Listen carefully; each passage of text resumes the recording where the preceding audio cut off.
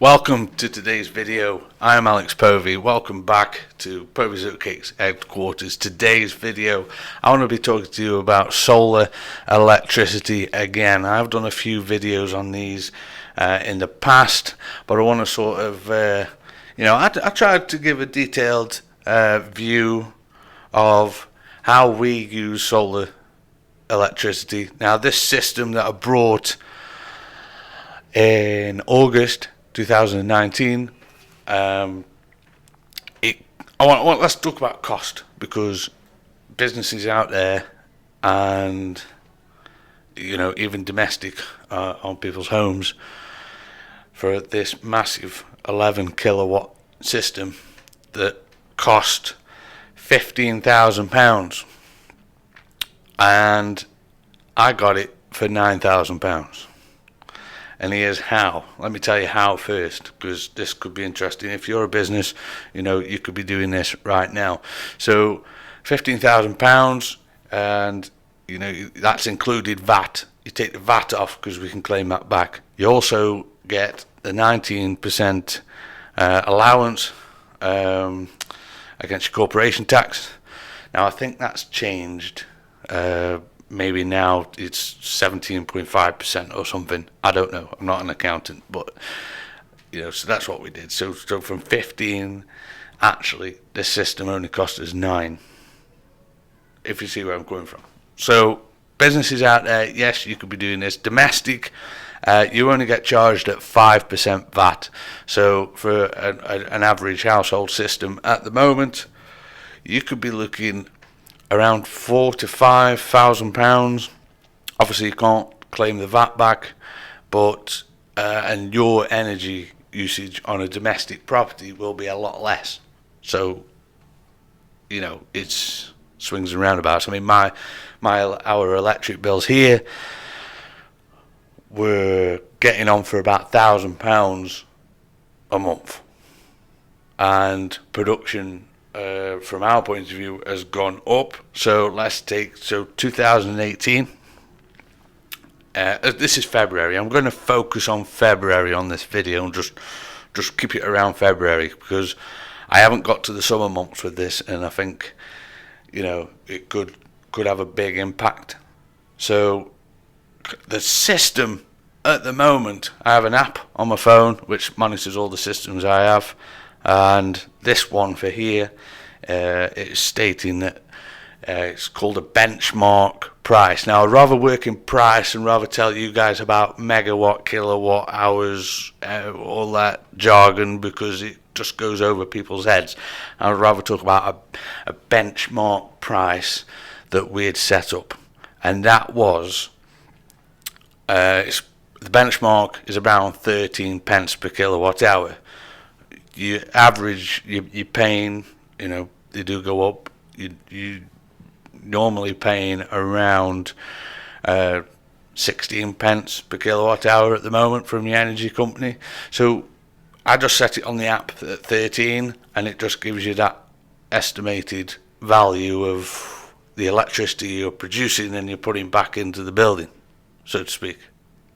If you understand, I hope you all understand where I'm coming from on this one. I'm going to show you some graphs and some charts shortly. So let's say 2018, our production isn't what it is now. So take that into consideration. So in 2018, what my energy provider is telling me that in February I used 4,034 kilowatt hours of electric. 2019, February 2019, 4,425 kilowatt hours. 2020, 4,042 kilowatt hours. But then we have to take into consideration production, more shifts. In 2020, we're doing like nearly double of what we were doing in 2018 in this factory. Okay, so if we think about that. So it is down, production's gone up, but the electricity consumption's gone down. That's the way I'm seeing this. So from the app, and we were just talking about the benchmark price at 13 pence per kilowatt. So the app is telling me that this system has made £158.69 in February. And the bills, now I don't know what the energy company's done. They have absolutely, the trouble with these solar systems, it basically throws your electricity usage and bills all over the place. They really don't like it, even though they try to say they do, but they don't like this sort of stuff. So they send your bills like all over the place. So they've sent me a bill trying to say from the 5th of January to the 2nd of March, it is, I have to pay £761.40. But then they sent me a bill for the 5th of December to the 4th of January at £770.14. I mean, and then, but they're trying to tell me that they were charging me £1,600, and they took this money from the account, and now they're saying that I've got £834.92 in credit. I mean, this is the problem with the energy companies, because they are, they're just obviously trying to make money, because they are a business, and they don't like it when we do this sort of thing with solar, because obviously it's less money for them. When I first had the solar panels installed, they just went straight and they put me straight onto estimate. Never had a problem before. They always give you exact meter reading. As soon as we put the solar panels on and it started sending the account all over the place, they stuck it straight on estimate. So I'm phoning them up every month, telling them take me off estimate. We never had a problem before, and they don't like this sort of thing. So let's go in, and I'll just show you the graphs, so you can sort of see what's going on here. So this is what we were just talking about. They billed me for £1,605.06, and since they've done the readings and they've got the calculations, I am £834.92 in credit. Thank you very much. So, I mean, I'm just talking about February. There. That's what I'm talking about now. Obviously, you see this graph. We had the solar panels installed at the end of August, so say from the start of September, and you can see them lines going down. But them lines are going down, and my production is going up. And I know in winter I'm not going to be using as much electric because of air conditioning, etc. So it'd be good if I come back in the summer and I'll do another video of, say, May, June, July production of solar and how it's being used.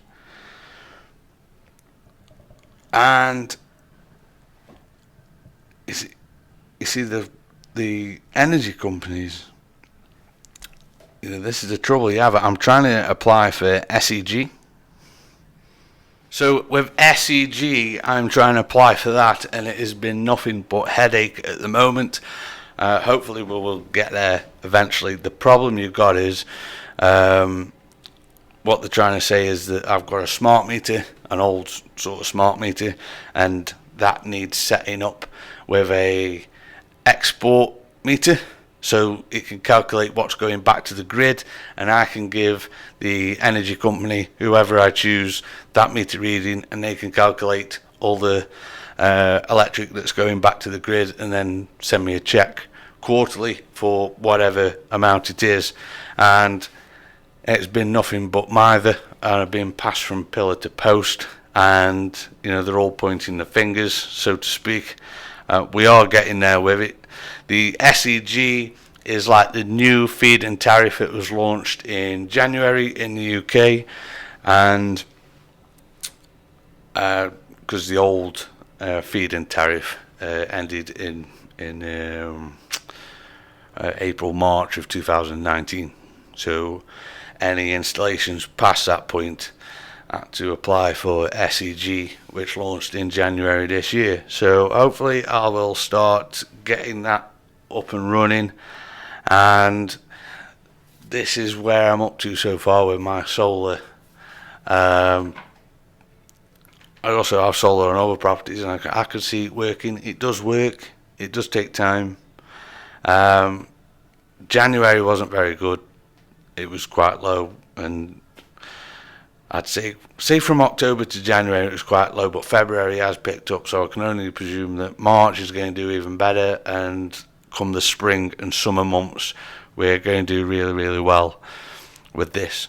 So I will keep you posted as I can. Now, as of this video, I think we're at 2,600 subscribers. I can't even say we've got that many. At the start of January, we were at 1,488. So we have gained a good 1,000 plus subscribers over the last 2 and a bit months, which is great. So if you're still watching this video at the end, don't forget to like, subscribe and share. It does mean a lot to us. Hopefully we can build a good informative YouTube channel about Staffordshire, Cheshire, Stoke-on-Trent, solar, everything we do. I've got other videos coming out where we have guests coming in and we find out about them, and they're also from the local area, and it also helps us amplify that message. So thank you for watching. I'm Alex Povey. Stay tuned. Don't forget to check out my other solar videos. I'll try and link them in the description, and I'll see you on the next one.